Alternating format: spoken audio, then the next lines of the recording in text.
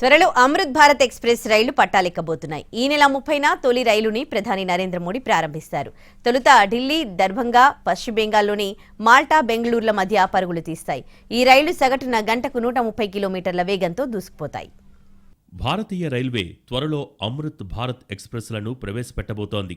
అధిక దూరాలకు తక్కువ ఖర్చుతో సౌకర్యవంతమైన ప్రయాణాన్ని అందించాలనే లక్ష్యంతో వీటిని తెస్తోంది. ఈ నెల 30న తొలి రైలు పట్టాలెక్కనుంది. ప్రధాని నరేంద్ర మోడీ వీటిని ప్రారంభిస్తారు.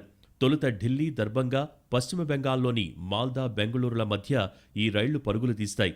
అమృత్ భారత్ ఎక్స్ప్రెస్ రైల్లో మొత్తం 22 LHB బోగీలు ఉంటాయి. వీటిలో 12 సెకండ్ క్లాస్ 3 టైర్ స్లీపర్ కోచ్లు, 8 జనరల్ సెకండ్ క్లాస్ కోచ్లు, 2 గార్డు కంపార్ట్మెంట్లు ఉంటాయి. గార్డు కంపార్ట్మెంట్లలో విడిగా కోచ్లుంటాయి. మహిళలు, దివ్యాంగులైన ప్రయాణికులకు సీటింగ్ ఉంటుంది.